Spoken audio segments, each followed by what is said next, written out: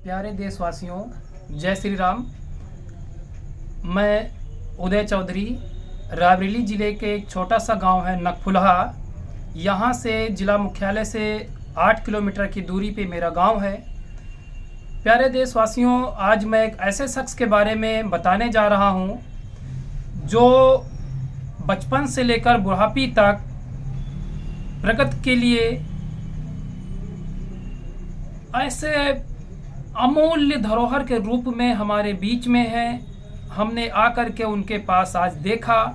शाम के 7 बज रहे हैं। आज अपने दोस्त के साथ मैं उनके आवास पे आया।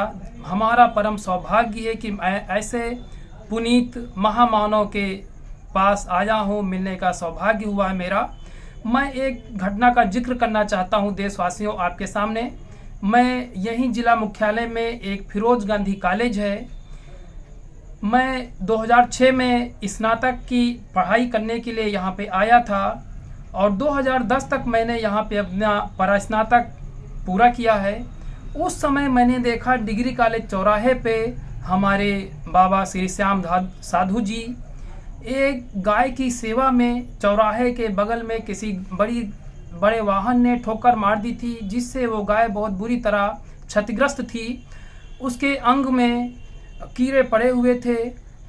बाबा श्याम साधु जी अपने हाथों से उसकी सेवा में लगे हुए थे और मैं वहाँ कुछ पल के लिए रुका और मैंने देखा एक आदमी ऐसा भी है, एक साधु ऐसा भी है जो इन बेजुबान जानवरों के लिए उनका कोई रिश्ता नहीं है। बाकी लोग आ रहे हैं, जा रहे हैं, उनको देख रहे हैं, पता नहीं किस नज़रिए से उन्हें देख रहे थे, उनके दिमाग में क्या चल रहा था। लेकिन एक ऐसा मानव जो बेजुबान जानवरों के लिए ऐसी लगातार सेवाएं कर रहा है। और एक घटना हमने देखी, बगल में एक शहर में ही मूल भारतीय छात्रावास है, वहाँ पे बहुत से बंदर आते रहते हैं। वहाँ हमारे कुछ दोस्त रहते थे जो वहाँ के हॉस्टलों में रह करके यहाँ पढ़ाई पूरी करते थे। वहाँ मैं अक्सर आता जाता रहता था। हम खासकर मंगलवार को मैं देखता था बाबा श्याम साधु जी महाराज वहाँ पर अपने एक झोले में भर करके गुड़, चना, रोटियाँ इत्यादि, कभी कोई फल ले जा रहे हैं, कभी केला ले जा रहे हैं। इस तरह के एक ये जो स्नेह है पशुओं के प्रति, ये जो प्रेम है, जो हमारे भारतवंश की एक परंपरा रही है, जो अगर कोई सच्चे मायने में आज निर्वहन कर रहा है तो पूरे विश्व में हमारे रायबरेली में साधु श्याम जी महाराज हमारे लिए एक उदाहरण है। आज अगर हम भारतवर्ष की बात करते हैं, हमारे नेतागण बोलते हैं हम विश्व गुरु बनने की ओर हैं, हम विश्व गुरु बनेंगे। लेकिन एक तरफ हम देखते हैं आज बड़े बड़े मठों में आप चले जाइए, वहाँ पे मठों में मठ के अध्यक्ष बनने के लिए, महंत बनने के लिए एक बाबा दूसरे बाबा की जान का दुश्मन बना बैठा है। उनके लिए मानव कल्याण का कोई भावना नहीं है, जानवरों की सेवा में कोई भावना नहीं है उनके दिलों में। जो हम कहते थे हम भारतवासी हैं, हम पशु प्रेमी हैं, हम प्रकृति प्रेमी हैं, लेकिन ऐसी भावना आज के बाबाओं में गायब होती जा रही है। और अभी हमने देखा बहुत से बाबा हमारे जेल में भी हैं।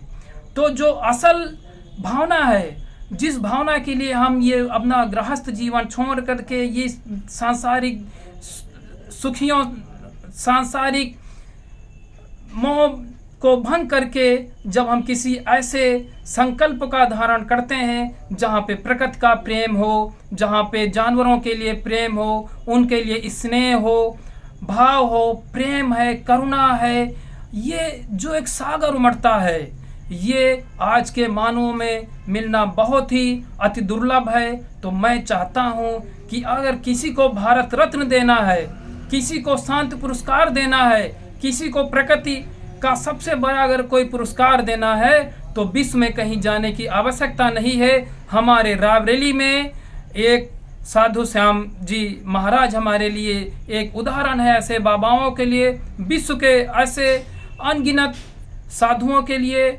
जो सिर्फ दिखावा करते हैं। अगर सच्चे भावना में रायबरेली की आप जनता से पूछिए, आते जाते राहगीरों से पूछिए, आपको कहीं किसी चौराहे में, कहीं किसी गली में साधु जी महाराज आपको बाबा सेवा करते हुए पशुओं की मिल जाएंगे। तो मैं चाहूँगा आप लोग हमारे बाबा जी का जो चैनल है उसको आप फॉलो करें, लाइक करें, शेयर करें कि ये जो जन भावना से काम करते हैं, ये जो प्रेम है, ये प्रेम विश्व में सब कहीं जाना चाहिए। और विश्व के लोगों का ये जो भारत करुणा का देश है, प्रेम का देश है, भाईचारे का देश है, ये स्नेह का, बंधुत्व का एक देश है। ये प्रेम भारत से निकल करके विश्व में भी जाना चाहिए। हमारा आप सबसे यही गुजारिश है। पुनः सभी देशवासियों को जय श्री राम।